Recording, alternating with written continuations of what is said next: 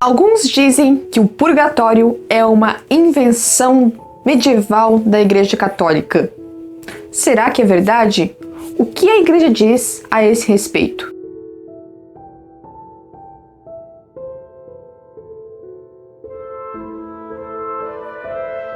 Olá pessoal, salve Maria! Se você é novo no canal, eu me chamo Beatriz e esse é o segundo vídeo de uma pequena série de vídeos. Se você não assistiu ainda o primeiro vídeo, eu falei sobre o inferno e eu vou deixar o link aqui nos cards e na descrição do vídeo. Confira lá primeiro esse primeiro vídeo e depois vem assistir esse aqui. Então nesse segundo vídeo eu vou falar sobre o purgatório, fundamentando esse vídeo na obra O Homem e a Eternidade, a Vida Eterna e a Profundidade da Alma, do Garrigou Lagrange. O link para adquirir o livro vai estar na descrição do vídeo também. Então essa obra é uma obra muito completa sobre a questão da vida eterna. E nesse segundo vídeo, venho falar sobre o que é o purgatório, como é o purgatório, as justificativas teológicas que justificam a existência do purgatório e também algumas passagens bíblicas. Além disso, também tratarei de algumas controvérsias muito comuns sobre o purgatório. Em primeiro lugar, então, o que é o purgatório? O purgatório é o lugar e o estado em que sofrem as almas dos justos, que morreram com a obrigação de sofrer ainda uma pena temporária devido aos pecados veniais não remidos ou aos pecados mortais ou veniais já remidos, porém ainda não expiados. A existência do purgatório é uma realidade ainda um pouco misteriosa até para os próprios fiéis católicos. Muitos ainda até acreditam que o purgatório é aquele meio termo entre o céu e o inferno, onde vai se decidir se a alma vai para o céu ou para o inferno. Não, o purgatório não é isto. O purgatório é um lugar, como que um estado de purificação das almas justas, né, que morreram sem pecado mortal, que morreram arrependidas de seus pecados, mas que precisam de se purificar dos seus pecados veniais ou do resto dos seus pecados, daquelas desordens que ainda ficaram na alma. E por que isso?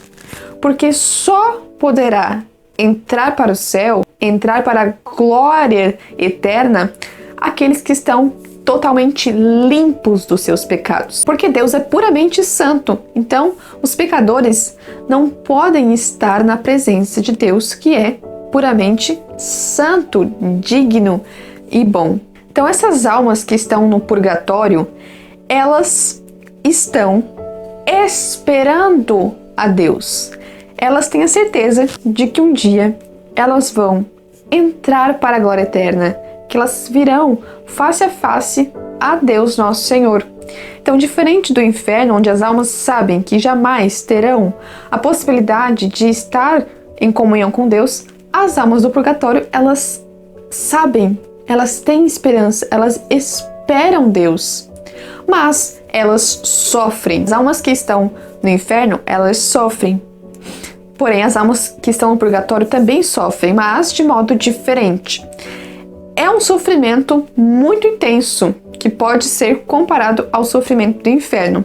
Mas existe uma diferença, porque essas almas, elas sabem que um dia encontrarão a Deus, então elas não têm remorso e elas estão arrependidas dos seus pecados. Elas estão arrependidas. Só que quando chega a vida após a morte, já não há mais mérito ou demérito, como diz São Tomás de Aquino. Então não há mais modo de a alma satisfazer os seus pecados por mérito. Não, já passou este tempo. Logo, o que as almas do purgatório fazem é apenas sofrer. Elas não podem receber mais mérito, mais satisfação pelos seus pecados por si mesmas. E é por isso que existe algo chamado sufrágio. Então a igreja coloca que nós, aqui na Terra, podemos oferecer sufrágios para essas almas do purgatório, de modo que vai aliviando os sofrimentos dessas almas, de modo que elas podem progredir e alcançar o céu. Então, o que tem no purgatório não é mérito ou satisfação, mas é o que se chama de satispaixão. É sofrer sem qualquer mérito ou satisfação. Isso é o que significa satispaixão. Nas escrituras, nós temos algumas evidências que atestam também a realidade do purgatório, mas os protestantes não sabem de algumas dessas passagens porque na Bíblia protestante não tem um livro, né? Não tem alguns livros, entre eles o livro de Macabeus, que atesta algo muito interessante. Carta aos Colossenses, capítulo 1, versículo 24. Agora me alegro nos sofrimentos suportados por vós, o que falta às tribulações de Cristo completo na minha carne, por seu corpo, que é a igreja. Segundo livro de Macabeus, capítulo 12, versículo 43 ao 46. Em seguida, organizou uma coleta, enviando a Jerusalém cerca de 10.000 dracmas para que se oferecesse um sacrifício pelos pecados. Belo e santo modo de agir, decorrente de sua crença na ressurreição. Pois se ele não julgasse que os mortos ressuscitariam, teria sido vão e supérfluo rezar por eles. Mas se ele acreditava que uma belíssima recompensa aguarda os que morrem piedosamente, era esse um bom e religioso pensamento. Eis porque ele pedia um sacrifício expiatório, para que os mortos fossem livres de suas faltas. Salmo 96, versículo 2. Está envolvido em escura nuvem, seu trono tem por fundamento a justiça e o direito. Ele é precedido por um fogo que devora em redor os inimigos. Livro da Sabedoria, capítulo 3, versículo 6. Ele os provou como ouro na fornalha e os acolheu como holocausto. Eclesiástico, capítulo 27, versículo 6. A fornalha experimenta as jarras do oleiro, a prova do infortúnio, os homens justos. Eclesiástico, capítulo 2, versículo 5. Pois é pelo fogo que se experimentam o ouro e a prata, e os homens agradáveis a Deus, pelo cadinho da humilhação. Então, como vocês viram, pelas próprias escrituras sagradas, nós podemos ver também a realidade do purgatório. E como é o purgatório? Como é lá? Como as almas estão lá? As almas do purgatório sofrem, e a principal pena das almas se baseia no fato de que há esse adiamento da visão beatífica. Então elas sofrem porque ainda não podem ver a Deus, a quem tanto amam. As almas do purgatório, elas têm esperança porque elas sabem que um dia encontrarão a Deus. Elas também têm caridade também para com as almas que estão na terra. E lá, as almas do purgatório também adoram a Deus. Então, muito diferente das almas do inferno que estão condenadas, as almas do purgatório, por quê? Não morreram em estado de pecado mortal, mas morreram arrependidas dos seus pecados cometidos em vida. Elas amam a Deus, elas estão em amizade com Deus, mas ainda restam esses pecados para serem purificados. Por isso, há uma grande alegria e uma grande pena. Uma não elimina a outra, elas têm uma grande alegria porque esperam o céu, mas elas têm também uma grande pena por causa desses sofrimentos que ainda faltam ser expiados para se tornarem almas completamente puras e aptas para ver a Deus face a face. E o que torna esse sofrimento ainda maior é o fato de que as almas do purgatório, por serem puros espíritos, elas conseguem ver claramente o estado das suas almas. Então elas veem que aqueles pecados veniais que tanto desprezaram na Terra não eram tão leves assim, que até o menor pecado venial que elas cometeram manchou a sua alma, a tornou indigna diante de Deus. E elas sofrem intensamente porque elas não têm mais os sentidos para as dispersarem. Então elas sofrem na plenitude, porque são puros espíritos. E além disso, sofrem intensamente porque lá no purgatório não há qualquer mérito, não há qualquer possibilidade de mérito. A esperança delas é que elas possam receber sufrágios. Então é como se houvesse um fluxo e um refluxo, porque a alma tende a Deus, ela é atraída fortemente a Deus, mas ao mesmo tempo ela é afastada de Deus, por causa dos seus pecados. Então é como um fluxo e um refluxo que as aproxima de Deus e as afasta. E esse é o grande sofrimento das almas do purgatório. E há também teólogos que atestam que há sim uma certa pena dos sentidos, a aflição, a dor, a tristeza, e há uma vergonha de consciência que aflige as almas que lá estão. Mas algumas pessoas podem se perguntar, né? Mas e aquelas almas que morreram, mas que morreram em estado de graça?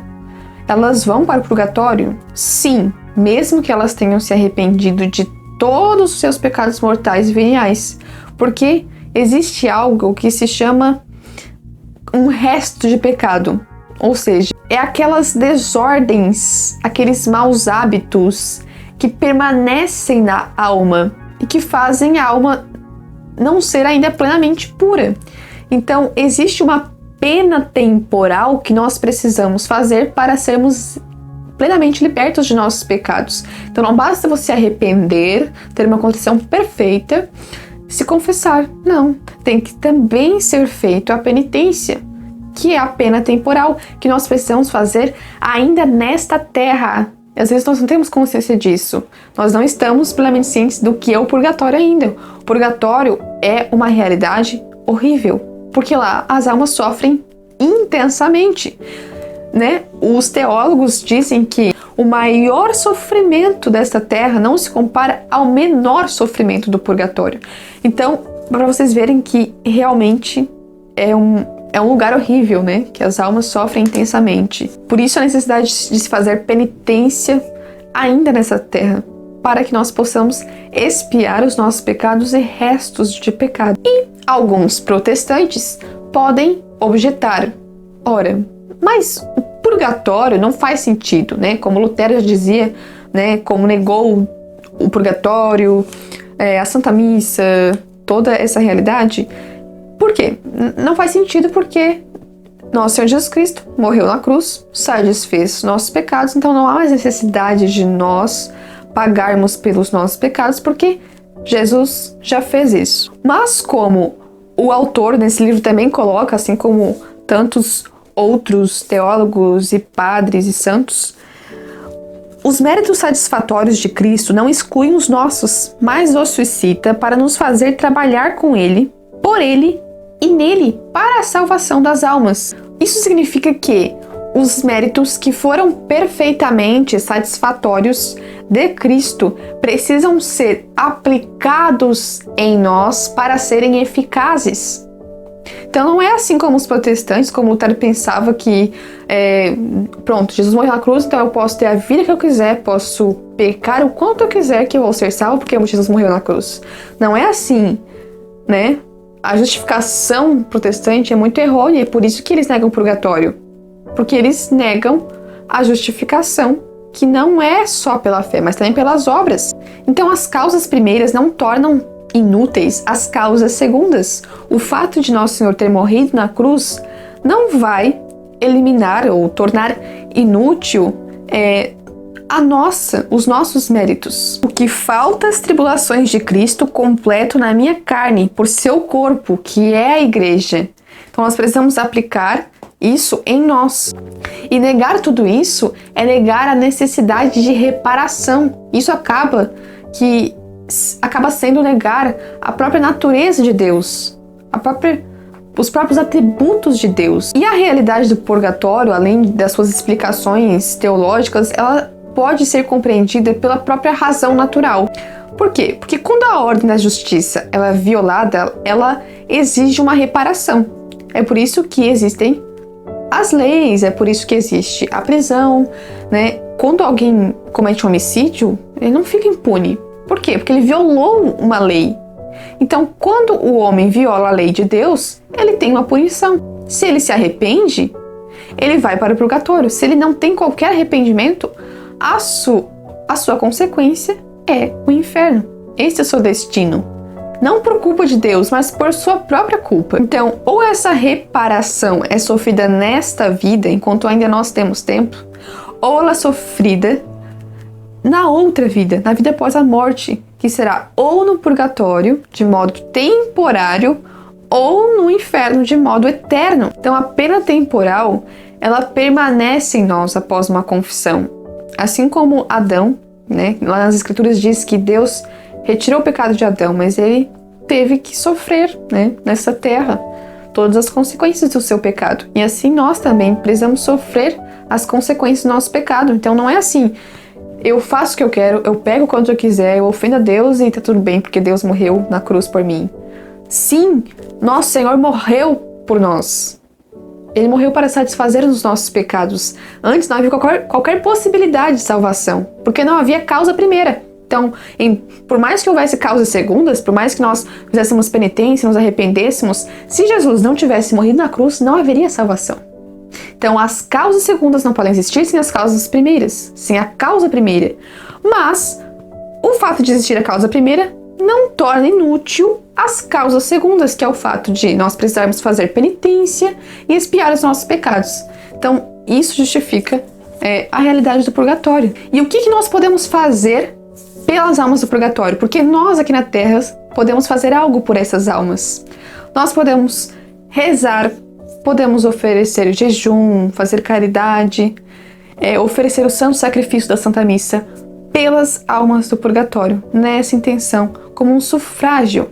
No Tratado da Verdadeira Devoção à Santíssima Virgem Maria, São Luís Maria de Montfort fala sobre isso, que nós podemos entregar os nossos méritos à Santíssima Virgem Maria. Então, se for para a glória de Deus, que ela aplique esses nossos méritos às almas do purgatório. Então, nós podemos fazer algo por essas almas. Isso é a caridade cristã. Isso é como que um dever de nós, católicos. Então, reze pelas almas do purgatório, reze o Santo Terço, faça jejum e ofereça por essas almas. Porque se nós rezamos por essas almas em vida, se um dia nós estivermos no purgatório, nós também receberemos esses sufrágios. Espero que tenha entendido essa realidade, né, do purgatório que tem tantas controvérsias e que esse vídeo tenha ficado claro. Eu indico muito essa obra, O Homem e a Eternidade, porque trata de uma forma bem profunda essa questão do purgatório com todas as suas controvérsias e tudo fundamentado no ensino da Santa Igreja. Então não deixe de assistir o vídeo anterior e os próximos vídeos dessa pequena série de vídeos. E também se inscreva no canal se você ainda não é inscrito. Até o próximo vídeo. Salve Maria!